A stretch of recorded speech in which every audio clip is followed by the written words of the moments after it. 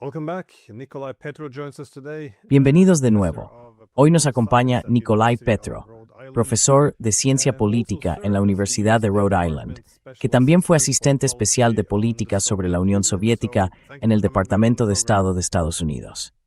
Muchas gracias por volver al programa. Me alegro de verle de nuevo, Iván. Sabemos que la guerra en Ucrania es una guerra de desgaste, pero una vez más, ha cambiado de carácter en bastantes ocasiones a lo largo de los últimos 4 años y medio. Y con esta nueva escalada, yo diría que ha entrado en una fase muy peligrosa. De nuevo, gran parte de la atención se centra en llevar la guerra a Rusia y hacer que los rusos sientan el dolor. Y muchos, desde luego, lo sienten. Pero aquí en Occidente, un tema que suele ser menos popular es cómo le está yendo a Ucrania, los problemas que se están acumulando. Y hay problemas, quiero decir, tiene graves problemas militares y económicos, problemas políticos, además de muchos desafíos sociales. Me preguntaba qué ve usted que está ocurriendo actualmente dentro de Ucrania.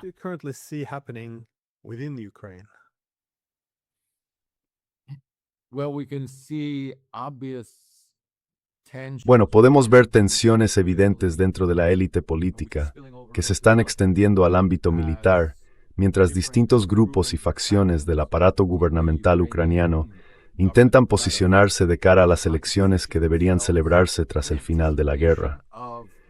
Estaba escuchando a algunos comentaristas ucranianos, en particular a Ruslan Bordnik, que tiene buenos contactos tanto en Occidente como en Ucrania. Y mencionó algo en lo que yo no había pensado, que si hay un alto el fuego, eso no significa necesariamente que haya terminado la ley marcial, ni que deban convocarse elecciones automáticamente conforme a la Constitución.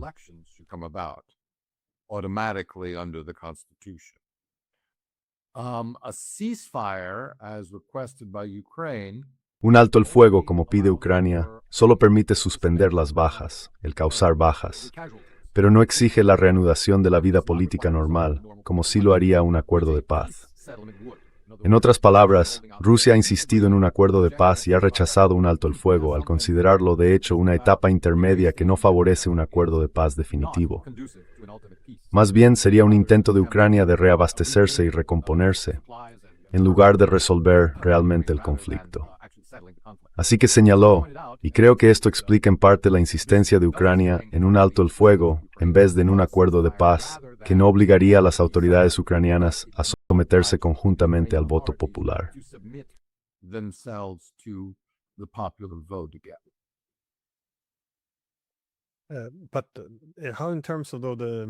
Pero ¿cómo está la situación en términos militares y económicos? Porque bueno, si miras la economía, está la crisis energética. Esto es algo que veo mencionado a menudo en los comentarios de los ucranianos, que si uno consulta distintos medios, es algo de lo que preocuparse. Es decir, si el objetivo es reforzar la posición de Ucrania en las negociaciones, esto podría verse obstaculizado si el conflicto se prolonga ahora hasta el invierno. Porque si las cosas empiezan a desmoronarse, la posición rusa no haría más que fortalecerse aún más. Y esto es algo que veo, sí, con una preocupación creciente en Ucrania. Entonces, ¿hasta qué punto es grave?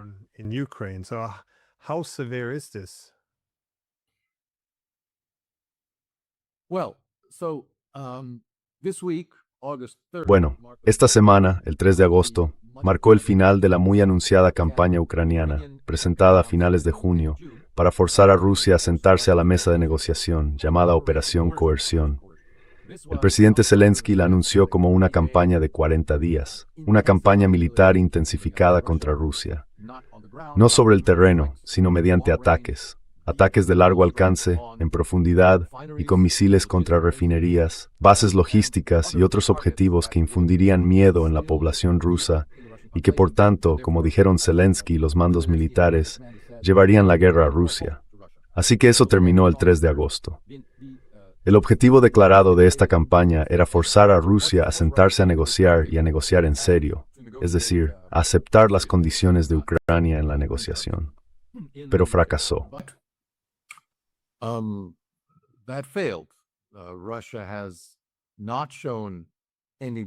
Rusia no ha mostrado una mayor disposición y, de hecho, ha respondido a esta campaña no con una represalia directa y equivalente, sino como ha dicho otro comentarista ucraniano popular, Kostya Bondarenko, creo que quizá exageraba para causar efecto. Por cada misil que enviamos nosotros, Rusia envía 20. Así que no lo estamos consiguiendo. No es un buen acuerdo para nosotros.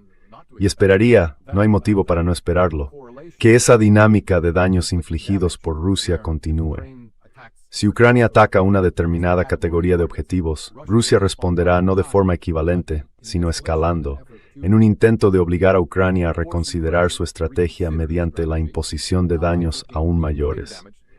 Es probable que eso continúe mientras Ucrania mantenga esta estrategia de coerción, de forzar a Rusia a sentarse a la mesa de negociación. Coercing Russia to the negotiating table. And from what we can all read, Y por lo que todos podemos leer, todos los recursos de los que dispone Ucrania son externos. Es decir, la financiación la aporta la Unión Europea. Los misiles, si son estadounidenses, los compran los europeos. Si son europeos, aún así se venden a Ucrania mediante un préstamo, de modo que Ucrania se endeuda más. Pero esos recursos, tal como son y tal como se han prometido, no aumentan de forma significativa la capacidad de Ucrania. En otras palabras, me parece que todo el esfuerzo se ha hecho para arrinconar a Rusia durante este mes de junio-julio y principios de agosto. during this month of July and early August, so June, July, and early August, and perhaps. Y quizá entendiendo que después de eso, las condiciones no serán tan favorables.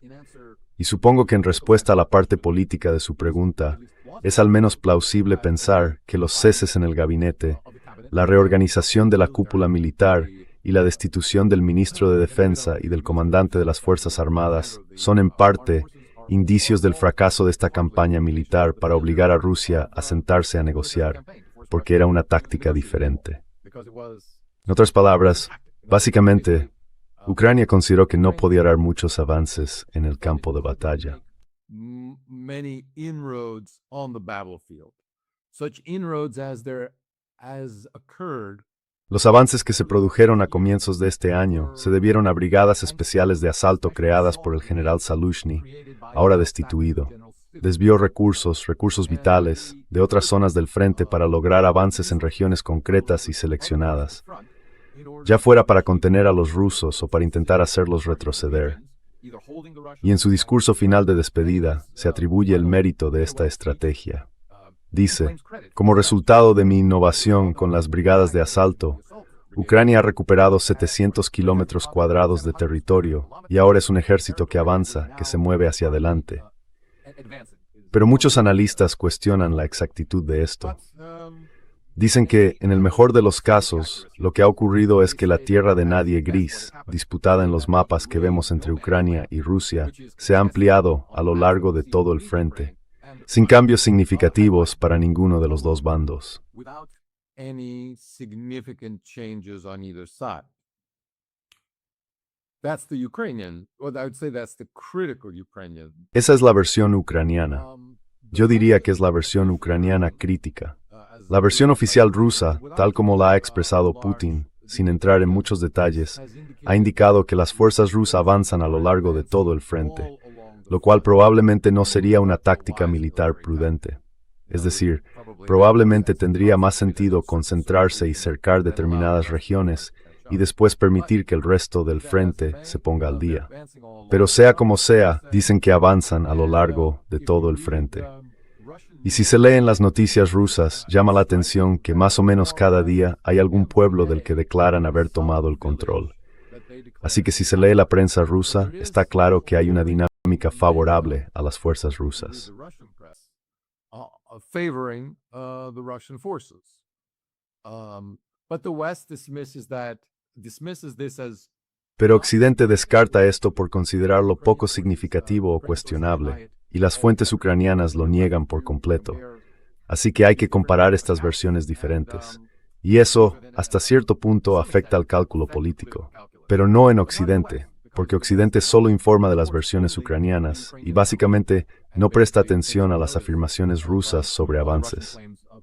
Y en la medida en que la opinión de las élites y la opinión política en Occidente se ven moldeadas por estos relatos exclusivamente procedentes de la prensa occidental, quizá estemos recibiendo una imagen completamente distorsionada de la guerra. Al menos algunos analistas, John Mearsheimer, Danny Davis, Scott Ritter y otros, quizá menos conocidos, sostendrían que la situación en el frente se refleja con mayor precisión en las versiones rusas.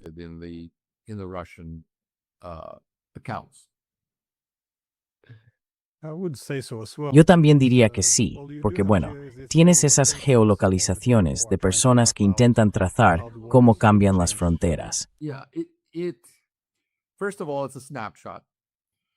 Ante todo, es una instantánea, y hay que tomar muchas de estas instantáneas para ver las cosas.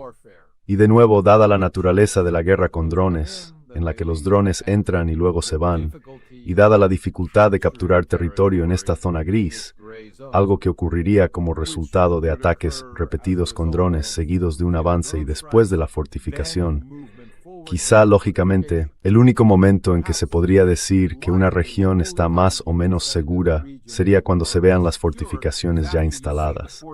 Y yo esperaría que eso llevara al menos unas semanas. Pero somos una sociedad muy impaciente. Queremos saber qué ocurre.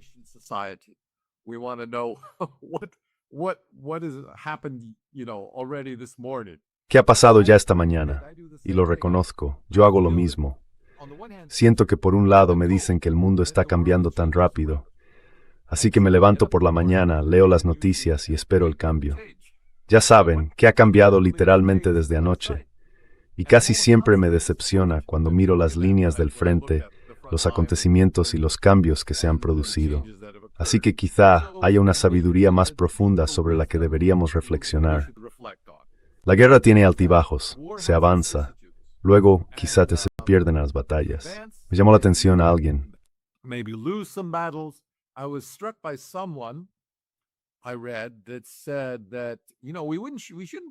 Leí algo que decía que, bueno, no deberíamos sorprendernos de que de vez en cuando, incluso si hubiera, por ejemplo, un avance ruso sistemático durante varios meses en todos los frentes, Ucrania lance contraataques con éxito ocasionalmente, porque Hitler también contraatacó con éxito incluso en los, creo, primeros meses de 1945.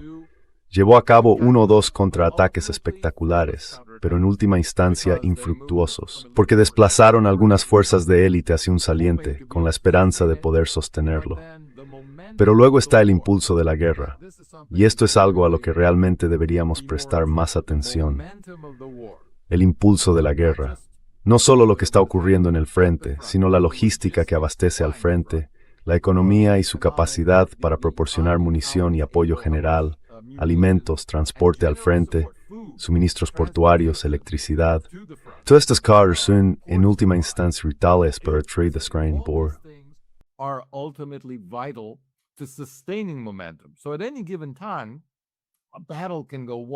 Así que en cualquier momento, una batalla puede decantarse en un sentido o en otro. Pero eso puede revertirse fácilmente si no hay suficiente apoyo en general. Y Rusia claramente puede contar esencialmente consigo misma para obtener ese apoyo. No discutiría que la economía rusa está sufriendo por estos ataques, pero Ucrania tiene recursos que aún no se han aprovechado, recursos internos. Se pueden redistribuir partidas de dinero. Y espero que, en algún momento, se entienda que después de 21 paquetes de sanciones del infierno, el siguiente no va a ser distinto, ni significativamente distinto. Lógicamente, no hay motivo para asumir que vaya a serlo. Así que tiene que haber más de lo mismo, pero sin abordar la capacidad fundamental de Rusia como un país enorme, como un país con enormes recursos internos y por ahora, con la voluntad popular de luchar y el apoyo de la población y de las élites a este rumbo en la guerra.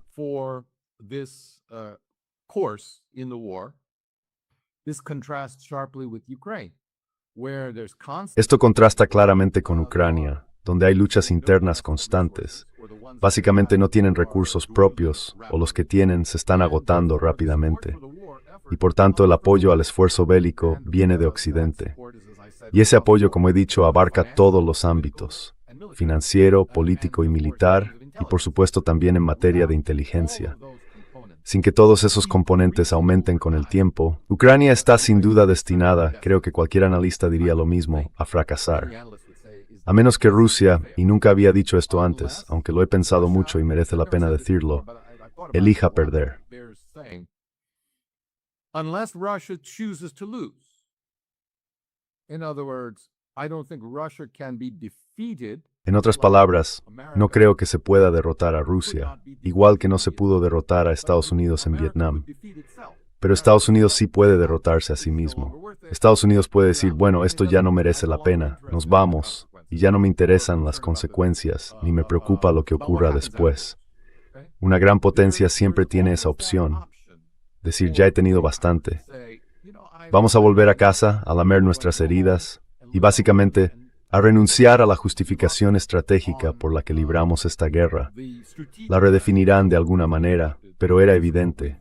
Igual que la guerra de Vietnam y la guerra de Afganistán, muy rápidamente fueron interpretadas, y creo que correctamente desde entonces, como derrotas para Estados Unidos. Correctly interpreted as defeats for the United States. And anything similar in Russia would be. Y cualquier cosa similar en Rusia se consideraría una derrota para Rusia. Así que el consenso ahora en Rusia es que no tienen que hacer esa elección. Y nada de lo que ha ocurrido hasta ahora en cuanto a los tipos de ataques que Ucrania ha podido llevar a cabo contra suministros logísticos, refinerías de petróleo y a veces depósitos de combustible, estaciones de servicio o gasolineras, cambia realmente ese cálculo de una forma apreciable.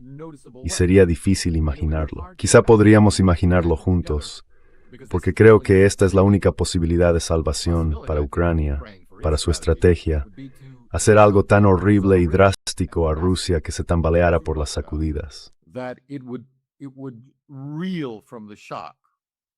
Now, if it did that, then the question should be how would Russia. Ahora bien, si hiciera eso, la pregunta debería ser, ¿cómo respondería Rusia? ¿Se retiraría como un animal herido? ¿O diría, bueno, ahora ya no hay límites? Habría una movilización total. Ahora mismo, el ejército ruso está combatiendo en Ucrania en inferioridad numérica respecto a las fuerzas que hay en el frente. Pero si decidieran imponer una movilización total, deberían poder reunir al menos 3 veces las fuerzas que Ucrania tiene en la línea del frente. Y también tendría que imaginar el valor psicológico de esto sumariza los ya conocidos problemas de personal y desgaste que Ucrania viene sufriendo.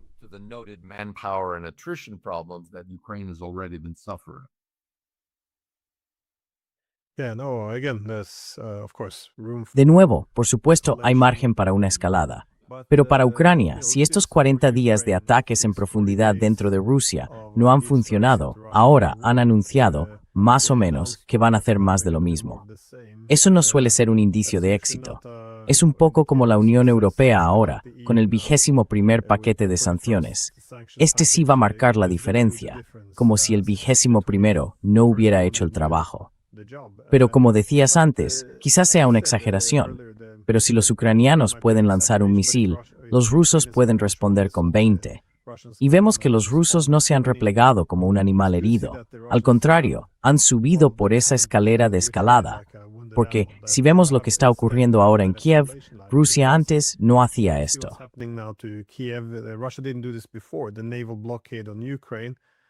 El bloqueo naval contra Ucrania no había hecho esto antes. Y es un momento interesante para que Ucrania lo haga, porque ahora que tienen el mayor problema con las defensas antiaéreas, como lo han tenido durante toda la guerra, este es el momento en que se decide subir por la escalada, porque ahora son bastante vulnerables. Y se ve que los misiles y drones rusos, ya sabe, están logrando atravesarlas.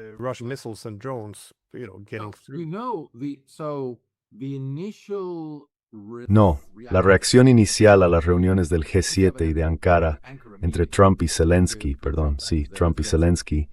fue relativamente positiva en la prensa ucraniana, o al menos en los sectores de la prensa ucraniana conocidos por su cercanía al gobierno. Decían, bueno, miren, se ha restablecido el compromiso, se han restablecido las relaciones con Estados Unidos.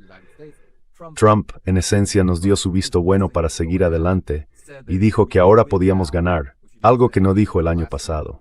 Pero algunos observadores ucranianos perspicaces han dicho que quizá estaba incitando a Ucrania a sobrepasar sus fuerzas. Puede que dijera, sí, bueno, adelante, inténtenlo. Ya ven, no me interpongo en su camino, hagan todo lo que puedan con las fuerzas que tienen. tienen y vean qué tal sale. Do whatever you can with the forces that you have and see how well it goes. You've got your 40 days.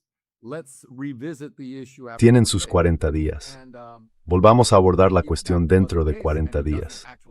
Y si ese fuera el caso, y él no espera realmente que Ucrania lo haga mejor de lo que lo ha hecho en el pasado, entonces esto reforzaría la posición de Trump frente a los halcones de la guerra en el Congreso y frente al estamento militar y de inteligencia para decir, bueno, ya saben, esto era lo mejor que podían hacer.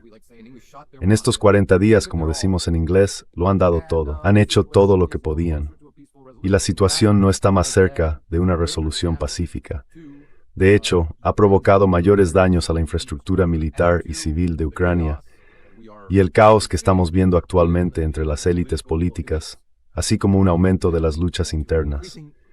Parte de ello se manifiesta, por cierto, en investigaciones penales inesperadas, pero persistentes, por corrupción. Persistent criminal investigations for corruption. For example, the Ukrainian ambassador to the US. Por ejemplo, la embajadora de Ucrania en Estados Unidos, Olga Stefanishina, dimitió el lunes y ahora se enfrenta a 2 acusaciones penales por corrupción. Ha sido llamada de vuelta a Kiev para responder a esos cargos. De acuerdo, pero eso ya es algo habitual. Supongo que esto transmite a todos en el sistema político ucraniano que todo el mundo es vulnerable, quizá incluso el presidente.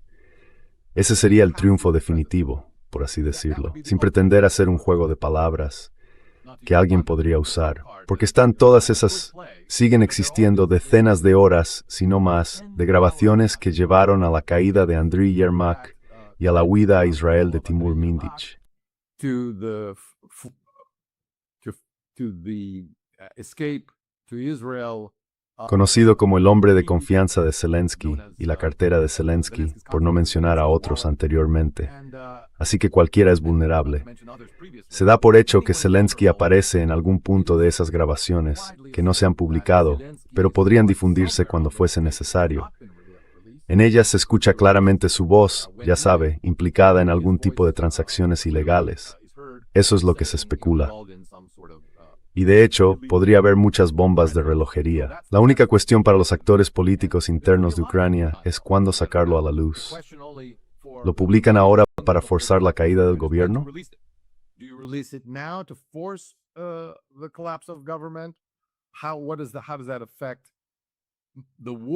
¿Cómo afecta eso al esfuerzo de guerra, pero también a las perspectivas de usted, de sus candidatos o de su facción después de la guerra?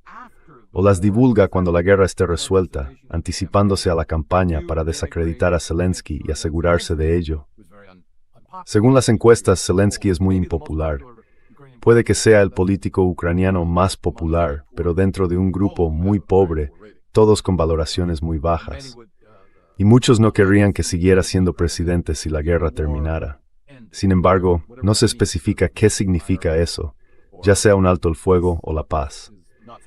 Pero si la guerra termina, les gustaría pasar página de Zelensky. Así que quizá lo mejor sea conservar esas grabaciones para los días de actividad política de la posguerra.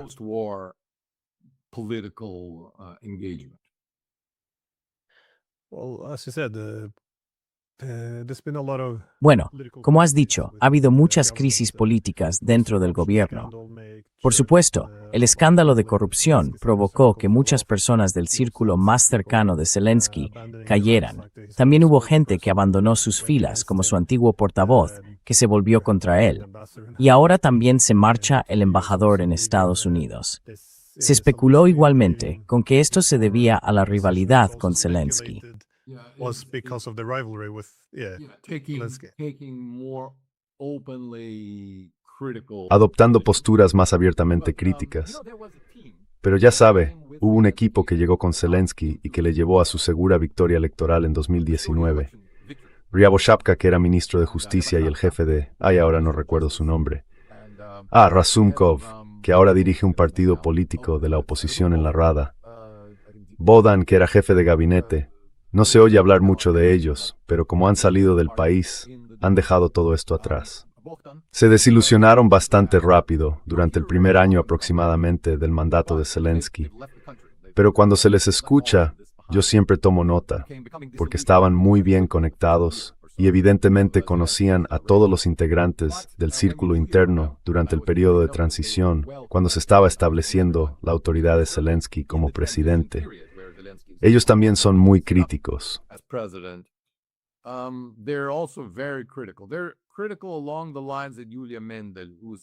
Son críticos en la línea de Yulia Mendel, que aparece un poco más adelante en la secuencia de hoy. Básicamente dicen que el problema actual de Ucrania es la obstinación de Zelensky. No puede concebir una Ucrania sin él mismo. Y como resultado no puede avanzar hacia la paz. No puede ser un presidente para la paz. Solo puede ser un presidente de guerra. Y para él y su familia, el coste de implicarse en un proceso de paz podría ser no solo políticamente muy alto, es decir, podría perder su cargo, sino también físicamente muy alto. Todo ello por la naturaleza impredecible de la extrema derecha militarizada, que gracias a la guerra ha conseguido todas las armas que necesita y que, creo que es justo decirlo, está solo nominalmente bajo la autoridad de los militares.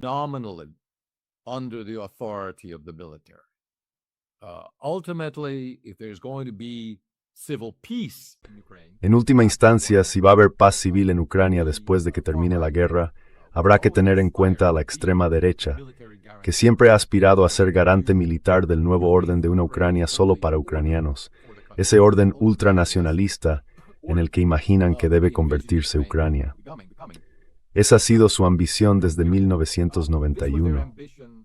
Impulsaron su propia militarización y se convirtieron en una especie de vigilante militar civil sobre las autoridades civiles, incluso antes de 2014.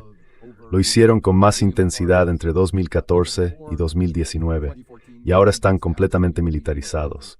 Y sin desmilitarizarlos, como he indicado, nunca habrá paz interna en Ucrania.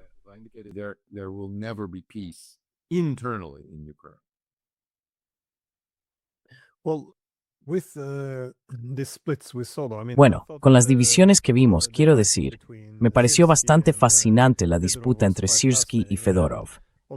Y el hecho de que Zelensky primero se deshiciera de Fedorov hizo que hasta cierto punto Zelensky pareciera débil, porque se le veía cuestionado en su autoridad. Pero después la gente salió a la calle y quería que Syrskyi se fuera. Y bueno, en esencia, Zelensky volvió a parecer débil al tener que ceder ante la presión pública. Así que, en esta lucha interna, los dos tuvieron que irse. Y me preguntaba, ¿hasta qué punto llega esta fractura política? Quiero decir, ¿se trata solo de cuestiones personales entre los dos líderes? Fedorov querría, por ejemplo, centrarse en los drones. Zelensky estaba más a favor de las estructuras militares tradicionales. ¿Cómo lo ve usted? ¿Cuáles son ahí las líneas de fractura?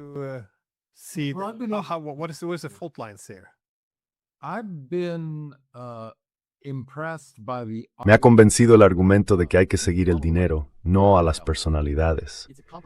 Es un panorama complicado, con varios oligarcas ricos, aunque quizá no sean multimillonarios de bajo nivel.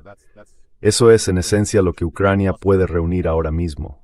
1, 2 o 3, hasta 5.000 millones aproximadamente disponibles, de personas que están ganando dinero con esta guerra proporcionando armamento, invirtiendo en tecnología de drones, tecnología antidrones y, probablemente, tecnología de guerra electrónica. Y todas estas nuevas tecnologías del campo de batalla pueden probarlas en Ucrania y luego vender a Occidente los conocimientos especializados, el tipo de innovaciones que se han desarrollado y los planos. Allí pueden fabricarse en masa y producirse de una manera quizá más sofisticada porque ya sabe, en Occidente tendrían que integrarse en los estándares de la OTAN y en toda clase de condiciones y si deben adaptarse a ello.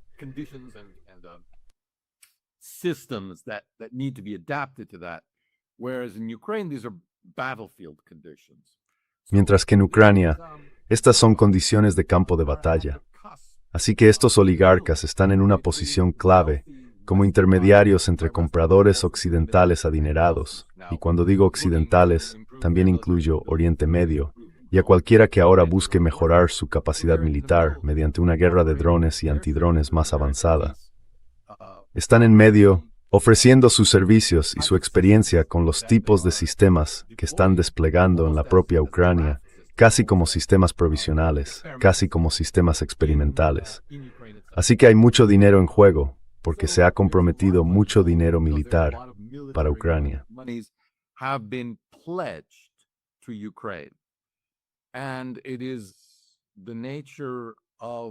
Y la naturaleza del sistema militar industrial ucraniano es tal que estos oligarcas son un componente central y esencial del sistema de adquisiciones militares. En el pasado, los políticos les han dado carta blanca para hacer lo que hiciera falta. Esto llevó a la creación de muchas empresas de dudosa duración, entre ellas Firepoint, que fue creada de la noche a la mañana por gente del sector del entretenimiento con conexiones con fulano y mengano. Y de repente, les dan un tercio del presupuesto militar para producir esta nueva tecnología, una tecnología muy prometedora, y se la despreció ampliamente por considerarla un fracaso, porque los primeros varios intentos de lanzar misiles Flamingo y otros no fueron demasiado impresionantes.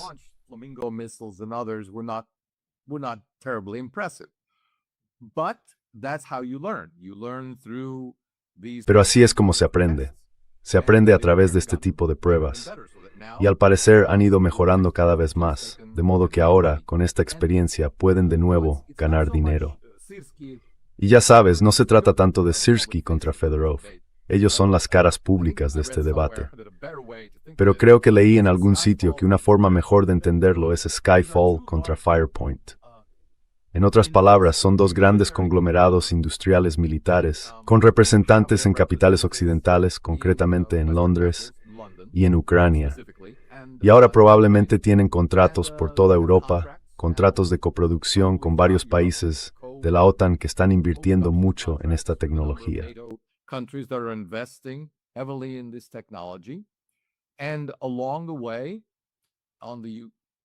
Y por el camino, bueno, desde luego, del lado ucraniano, todo el mundo se lleva su parte por mantener esto y por conseguir estos contratos y cumplirlos.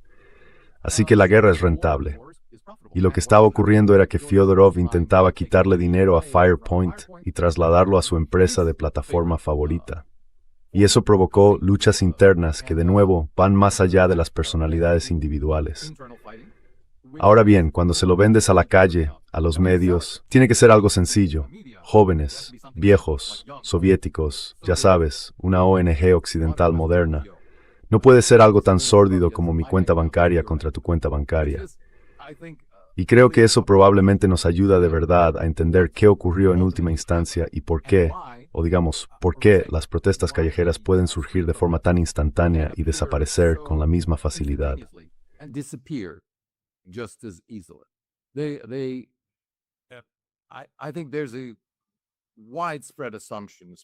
Creo que existe una suposición generalizada, especialmente entre los observadores ucranianos, de que estas no son expresiones reales y auténticas de descontento popular.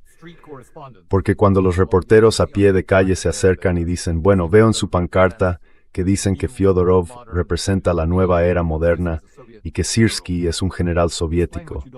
Explíqueme qué es lo que no les gusta de las tácticas de Syrskyi. No hay nada detrás. No tienen ninguna base sobre esto. Ven una cara frente a otra. Les dicen que salgan a apoyar a este candidato durante cierto tiempo y lo harán mientras haya recursos financieros disponibles para proporcionárselos con ese fin.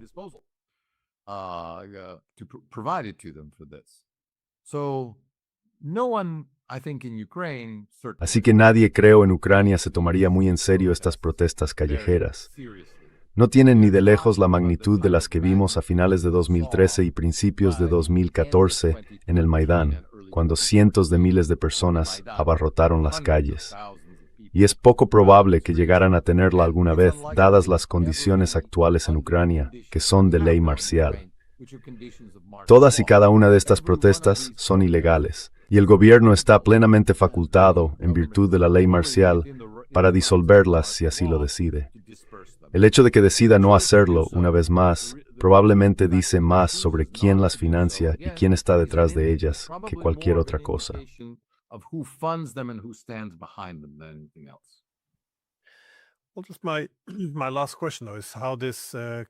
Bueno, mi última pregunta es, ¿cómo podría esto, supongo, conducir a una posible paz? Porque pienso en estas luchas políticas internas, ya sea por dinero, o probablemente más por dinero que por ideología, o cualquier otra cosa. Pero, tal como yo lo veo, La fragmentación o las luchas internas en Ucrania afectarían tanto a que Ucrania se debilite o incluso sea derrotada, como al tipo de acuerdo de paz que Ucrania aceptaría. Me pregunté si Tali Geheimhaus towards acuerdo de paz o por contrario, Sokol. Possibly either support a peace deal or undermine it.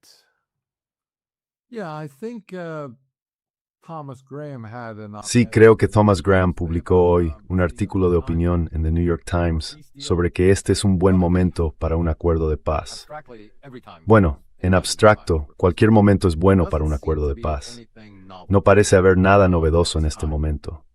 Desde luego, las tácticas de Rusia continúan, porque Rusia cree que están teniendo éxito. Cree que están impulsando esta política de desgaste, de escalada y de represalias directas contra Ucrania si Ucrania decide atacar dentro de Rusia. Así que esos son los dos componentes que veo ahora mismo en la campaña de Rusia. La pregunta que me surge es, ¿qué ocurre cuando Rusia alcance sus objetivos militares declarados, que son, como ellos lo expresan, la liberación de los 4 territorios y Crimea?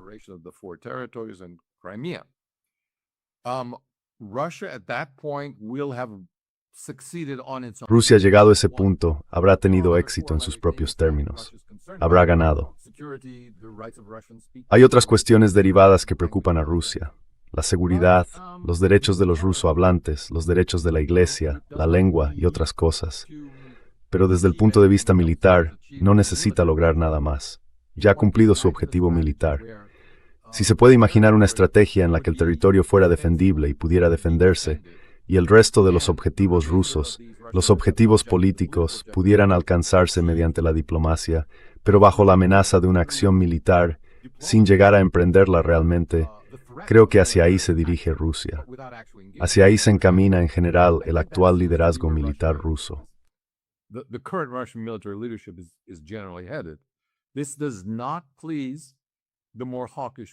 Esto no satisface al sector más belicista de Rusia, que dice, bueno, no podemos alcanzar todo el abanico de nuestros objetivos, y esos otros 3 objetivos políticos no deberían separarse de los objetivos militares, porque ante todo estamos librando una campaña política, y exige, como mínimo, aislar a Ucrania, convertirla en un estado sin salida al mar, sino ocuparla por completo, y deberíamos hacerlo.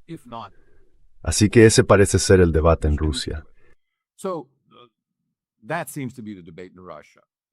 But it's at least plausible that they could at least offer. Pero al menos es plausible que al final de esta toma de Donbass, Zaporilla y Gerson, Rusia pueda ofrecer unas condiciones de paz renovadas e insistir en ellas. Ahora bien, la estrategia de Ucrania muestra una llamativa falta de originalidad. En otras palabras, están siguiendo exactamente la misma estrategia que han seguido desde el comienzo de la guerra. Se reduce a sanciones más duras de Occidente contra Rusia, más ayuda militar de Occidente, más dinero de Occidente y, en última instancia, si todo eso no funciona y Rusia sigue avanzando, forzar el despliegue de tropas occidentales sobre el terreno en Ucrania. Forcing Western boots on the ground in Ukraine. I mean, having Western troops in Ukraine. Quiero decir, que tropas occidentales estén en Ucrania luchando la guerra de Ucrania porque no hay suficiente personal. Y probablemente sea acertado decir que la determinación occidental, sin ese tipo de compromiso militar de tropas, también acabaría disipándose. Habría pocas esperanzas, creo, de una victoria ucraniana, una perspectiva que todavía sostiene las esperanzas de algunos en Occidente en esta guerra. Así que no hay nada nuevo ahí. Y supongo que diría que no hay ninguna esperanza plausible de que Ucrania adopte una postura negociadora seria sin una fuerte presión occidental, lo que en realidad significa retirar el apoyo. Y no da ninguna señal de que vayan a hacerlo.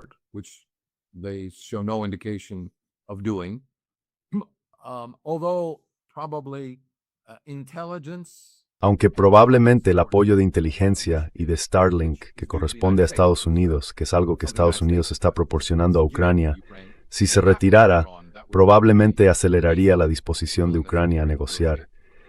Pero el problema también está ahora en el propio Zelensky, que, creo, no ve ningún papel para sí mismo en una Ucrania en tiempos de paz. No ha hablado de ello.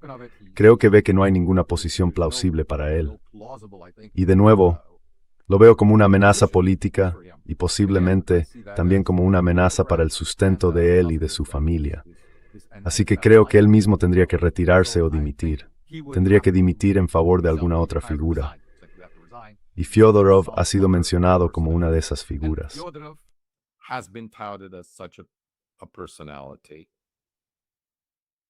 Todo es posible en Ucrania. Lo que sea. Bueno, eso es lo que pienso. Parece que lo que queda del Donbass, es decir, Kramatorsk y Slaviansk, si ahora cayera, al estar cada vez más rodeado, eso resolvería la principal disputa territorial. Y entonces, en esencia, lo principal que quedaría sería la neutralidad de Ucrania. Por supuesto, restablecer algunos derechos de la lengua rusa y de la Iglesia Ortodoxa. Eso en teoría ya podría negociarse. Así que ahora mismo la postura ucraniana es, no nos importa lo que ocurra en el campo de batalla. Nuestro objetivo es restablecer las fronteras de 1991 y no puede haber paz sin eso.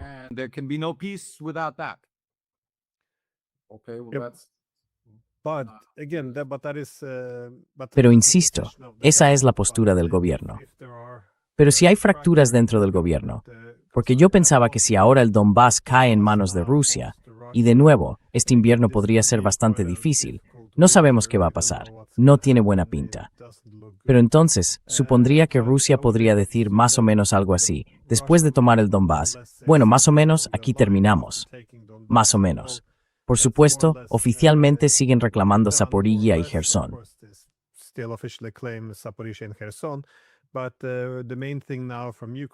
Pero ahora, lo principal por parte de Ucrania es que tenemos que restablecer vuestra neutralidad. Es decir, que no seáis miembros de facto de la OTAN, ni miembros formales de la OTAN. Pero si no podéis aceptar estas condiciones, si Ucrania insiste en seguir siendo un estado de primera línea de la OTAN, entonces, en esencia, tendremos que despojaros de vuestra costa del Mar Negro, tomar toda Nueva Rusia y avanzar gradualmente hacia Odessa. Quiero decir, llegado a ese punto, ¿cree que surgirían otras voces? Porque si no hay nada que pueda detener a los rusos, parece que cada día el acuerdo será peor, que esto será un impulso para...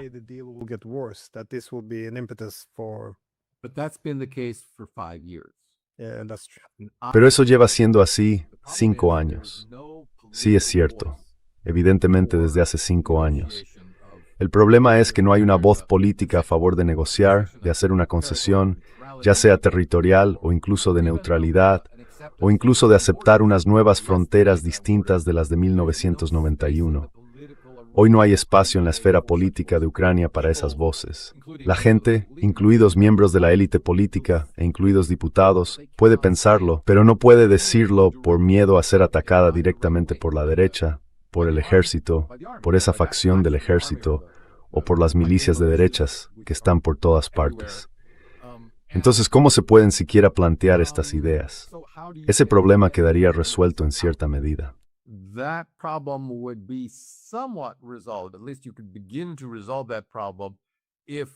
Al menos se podría empezar a resolver ese problema si el principal portavoz de esa postura durante todos estos años, Zelensky, dimitiera en favor de alguien que tuviera un historial como firme defensor militar, etc., pero que hubiera llegado a comprender que la salvación de Ucrania exige concesiones. Concesiones que, por supuesto, solo serían temporales. Firmaremos los documentos necesarios, pero en el fondo seguiremos aspirando a la restauración, etcétera, etcétera, durante las próximas décadas. Todo eso. Pero no veo a nadie en Moscú creyendo que Zelensky, aunque dijera eso, pudiera llevarlo a cabo. Haría falta una nueva figura con ese nuevo compromiso retórico y esa nueva estrategia.